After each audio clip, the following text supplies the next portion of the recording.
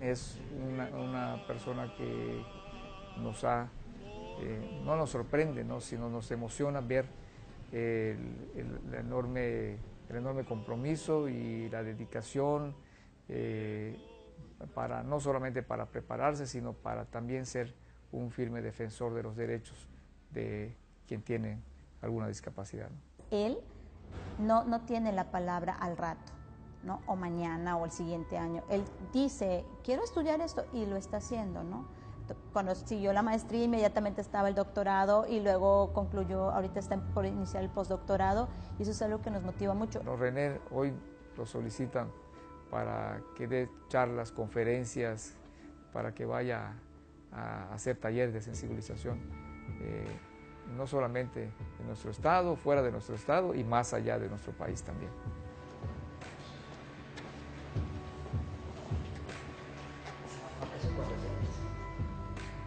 Sí me imaginé que iba a superarse, porque él desde chico ha sido muy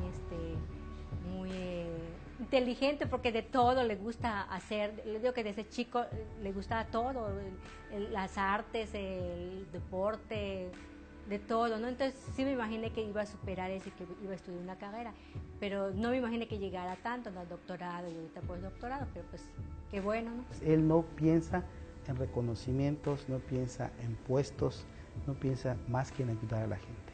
Y eso es algo muy, muy bueno. Y mucha gente pues le quiere poner piedras en el camino, pero el doctor René, lejos de sentirse pues triste o con temor, al contrario, como siempre se le dice, esos son retos que te van a dar fuerza y van a demostrar que lo que tú haces es con una muy buena intención. Honestamente le ha pasado mucho que en tiempos anteriores él tenía brillantes ideas y las exponía, y muchas veces de repente otra persona las desarrollaba y él ya no participaba, ¿no? Entonces creo que ante eso él empezó a levantar la voz y decir, ese era mi proyecto, ¿no? Veía que no aprendía su nombre y dormía mucho. Veía que no volteaba a ver cuando se le hablaba. Entonces cuando me empecé a dar cuenta me empecé a preocupar. Entonces me recomendaron ir con un otorrino. Y ya ahí él me dijo que sí tenía pérdida, pero que lo tenía yo que llevar a México. Y pues sí, fue muy doloroso, porque pues nunca se imagina uno como mamá de que, pues, que tu hijo nazca sordo, que tenga algún problema. Mi vida es como un círculo. Cuando yo estaba en preescolar, ignoraba muchas cosas de la escuela. Estaban todos hablando y yo no podía hablar. No podía comunicarme muy bien.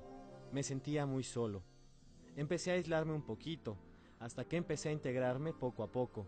Ellos me veían a mí, yo igual los veía a ellos, los conocía, podíamos entendernos. ¿Por qué a mí me tratan así, diferente? Entonces yo entendí un poquito. Empecé a explicar con expresiones. Yo no hablaba nada, les decía. Yo en mi oído no escucho nada, les decía a los niños. Entonces cuando llegué a la primaria tuve lo mismo. En la secundaria lo mismo. En la prepa lo mismo.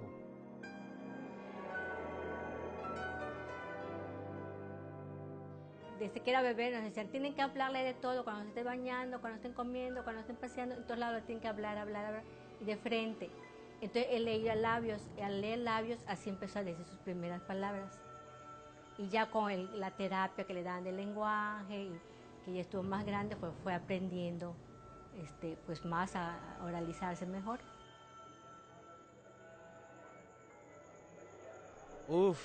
Fue muchísimo tiempo. Desde la mañana yo me iba a la escuela, al audiológico, me enseñaban, me daban terapia, 1 hora, a veces 2 veces a la semana, lunes a viernes. Luego todos los días tenía en mi casa. En la noche igual estaba, con terapias me estaban enseñando. En el día aprendía, por ejemplo, la A.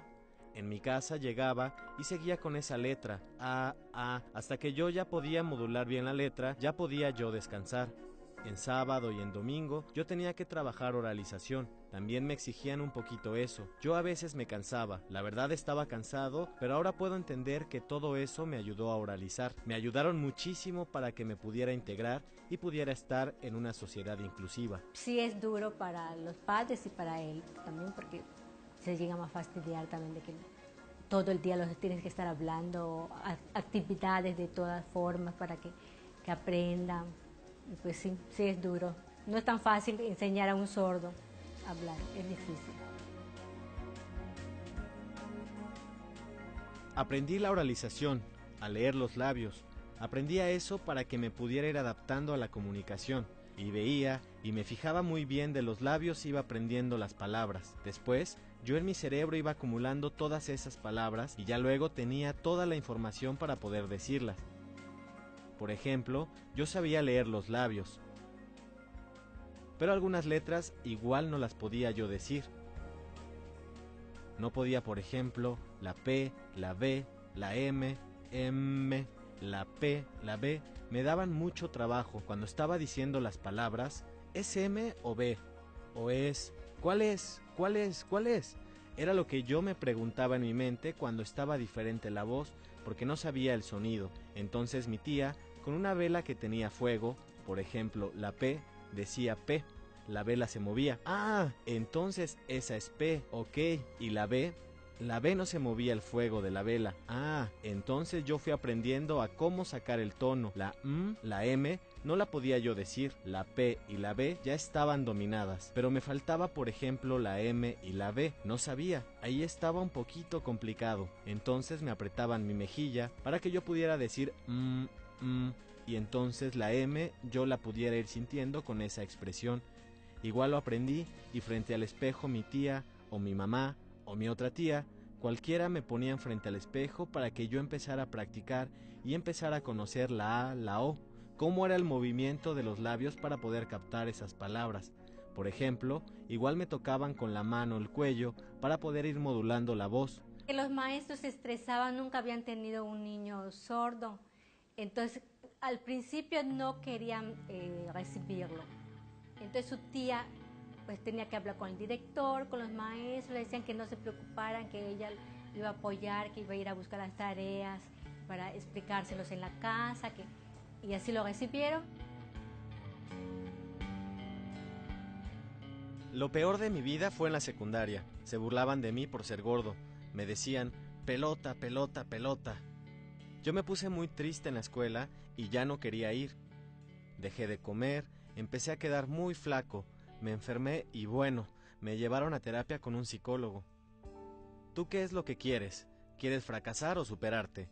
Yo dije, quiero superarme y quiero seguir estudiando. ¿Quieres a esos como amigos aunque son malos? ¿O quieres tener buenos amigos? Yo dije, es que no hay. Y me dijo, ahorita tú debes enfocarte en ti mismo para que puedas terminar de estudiar. Y en el futuro, tú seguramente vas a encontrar muy buenos amigos. Y yo entendía eso y le dije, ok, voy a quitar todo esto, todo lo que son burlas, yo no voy a mirar y voy a seguir adelante. Llegué a la universidad y la verdad sí tengo amigos verdaderos ahora, gracias a Dios. Por eso yo puedo demostrar que sí se puede superar, porque mi tía siempre me impulsó, mi mamá, mi abuelita, todos ellos siempre estaban muy pendientes de mí.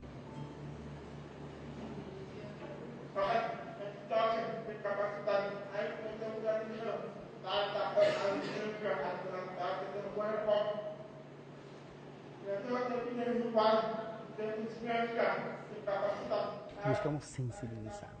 Esa es la tarea del doctor René y de su servidor cuando damos pláticas. No solo es dar un tema de derecho, no, es sensibilizar a la gente, invitarlos a que se sumen a lo que venimos haciendo nosotros. Imagínense, una persona con discapacidad ayuda a gente que no la tiene. Eso es algo hermoso. Entonces no solo es dar temas de derecho, es sensibilizarlos. Encontramos en René a un extraordinario aliado, con una visión importante, con una preparación, con una formación y sobre todo con un enorme compromiso para trabajar en el tema. De hecho, cuando integramos el Consejo Promotor de los Derechos de las Personas con Discapacidad, es René quien toma la representación de todas las personas con discapacidad, de los distintos tipos de discapacidad en este consejo. Hago diferentes cosas. Por ejemplo, hago los talleres, doy conferencias, tengo áreas igual de sensibilización, que las personas entiendan las necesidades de las personas, los límites y las barreras que tiene cada discapacidad. Eso es muy importante trabajarlo en conjunto. Las personas con discapacidad y las personas sin discapacidad trabajan juntos en mis talleres para que juntos vean las diferentes actividades y entonces los voy animando, los voy sensibilizando en los diferentes grupos que voy formando en educación, en trabajo. Nosotros desarrollamos un evento en Yucatán que se llama Expo Inclusión. Este año vamos a tener la segunda emisión de esta Expo Inclusión, y uno de los promotores de esta Expo Inclusión es definitivamente René. La parte de sensibilización que se tiene en esta Expo es diseñada por René González. Para mí es muy importante tener una meta que es la inclusión para las personas con discapacidad, porque hay diferentes lugares donde la verdad hay muchísimas barreras, hay límites. ¿Y cómo pueden entrar esas personas? Tenemos que buscar un área social para que puedan tener un acceso.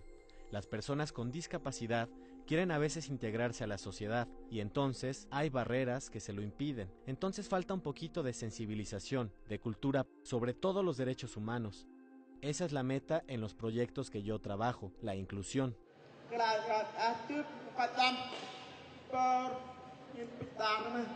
Para compartir la información muy importante sobre la inclusión de las personas con discapacidad. Ustedes se dan cuenta de mi voz. Ustedes se dan cuenta de mi voz. Yo, cuando me superen, gracias a mi familia, a mis amigos, a las maestras especialistas, porque ellos tuvieron mucha paciencia, ellos tenían mentalidad abierta hacia la discapacidad auditiva. Jamás me habían dicho que yo no podía hacer nada, yo no podía lograr mis sueños. Es importante. Por eso, ustedes, ojalá que cambien la mentalidad hacia la persona sorda, porque yo pude lograr doctorado. Yo soy el único sordo a nivel nacional en tener doctorado. Pido a ustedes que cambien su mentalidad, como convivir con las personas sordas. Seguramente las personas sordas pueden sentirse aceptadas al mismo tiempo aceptar su discapacidad. Y ustedes apoyan en todo lo que necesitan las personas con discapacidad auditiva. Seguramente ellos pueden llegar muy lejos, sobre todo los niños sordos pueden llegar a ser mejores que yo.